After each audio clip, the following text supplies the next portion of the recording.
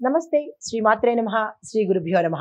June 16, 2025 సోమవారం నాటి శ్రీ విశ్వావసు నామ సంవత్సరం ఉత్తరాయణం గ్రీష్మ ఋతువు జ్యేష్ఠమాసం కృష్ణపక్షం.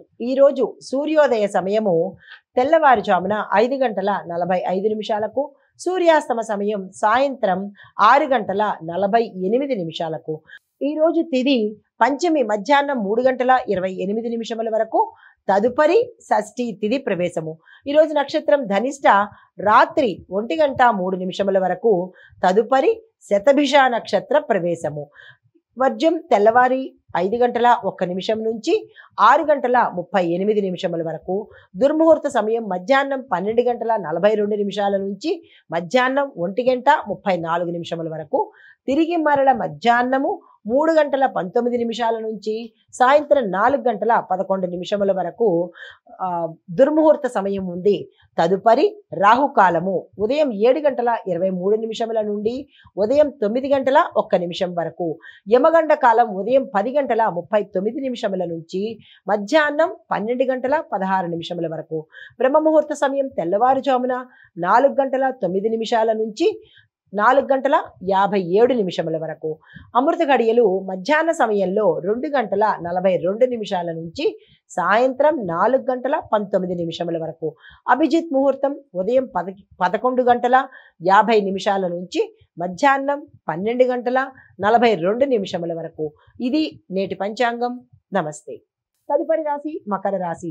ఈ రాశి వారి యొక్క గ్రహస్థితి బుధుడు 5వ స్థానంలోను, సూర్యుడు 6వ స్థానంలోను, చంద్రుడు తులారాశిలో 10వ స్థానంలోను సంచారం చేస్తున్నారు.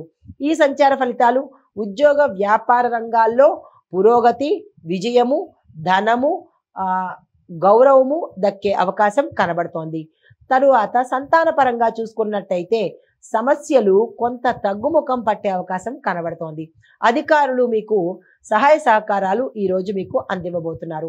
మీకు చెప్పదగిన పరిహారము నవగ్రహ ఆలయంలో నవగ్రహాలను దర్శించడంతో పాటు శని భగవానుడికి తిలాభిషేకం, నల్ల తెల్లలతో అభిషేకం చేయించుకోండి, మంచి ఫలితాలు పొందుతారు.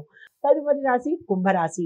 ఈ రాశి వారి యొక్క గ్రహస్థితి బుధుడు 4వ స్థానంలోను, సూర్యుడు 5వ స్థానంలోను, చంద్రుడు తులారాశిలో 9వ స్థానంలోను సంచారం చేస్తున్నారు. ఈ సంచార ఫలితాలు కుటుంబ సమస్యలు కొంత తగ్గుముఖం పడతాయి. దీంతో పాటు మరీ ముఖ్యంగా వాహన వ్యవహారాలు ఒక కొలిక్కి వచ్చే అవకాశం కనబడుతోంది. దీంతో పాటు ఈరోజు మీ యొక్క పెద్దల ఎవరైతే ఉంటారో వారి ఆశీర్వాద బలం వల్ల కొంత ముందుకెళ్లే అవకాశం కనబడుతోంది. విద్యార్థులకు ఇది అత్యంత శుభదినము.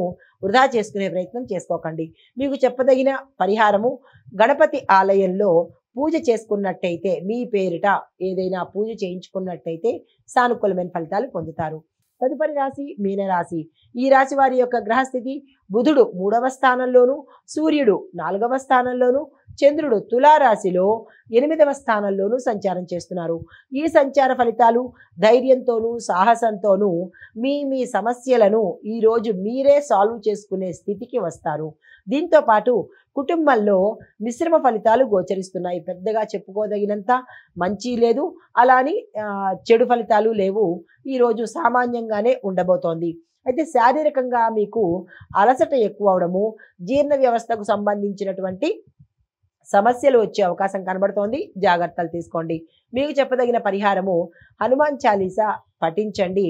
కుదరదు, రాదు అని అనుకున్న వాళ్ళు హనుమంతుడి ఆలయ దర్శనం చేసుకొని అక్కడ మీ పేరిట ఏదైనా పూజ చేయించుకున్నట్టయితే కనుక సానుకూలమైన ఫలితాలు పొందుతారు. ఇక్కడ ఒక ముఖ్య గమనిక, మనకి రవి మూలకంగాను, తరువాత శని మూలకంగాను, రాహు కేతుల మూలకంగాను ఏదైనా జాతకంలో దోషాలు ఉండి ఉంటే దానికి పరిహారంగా శివుణ్ణి, ఆంజనేయ స్వామిని ఎక్కువగా మనము ఎంత ఎక్కువగా పూజ చేసుకుంటే అంత సత్వరంగా మన సమస్యలు తీరే అవకాశం ఇక్కడ ఎక్కువగా ఉంది. ఈ గ్రహాలను అణగదొక్కడం అంటే వాటి యొక్క ఫలితాలు మన దాకా రాకుండా అణచివేసే స్థితి ఈ శివాలయంలోనూ, అంటే శివుడికి, ఆంజనేయ స్వామికి మాత్రమే ఉంది అని గమనించి ఈ పరిహారాలు ఎక్కువగా చేసుకునే ప్రయత్నం చేసుకోండి. నమస్తే.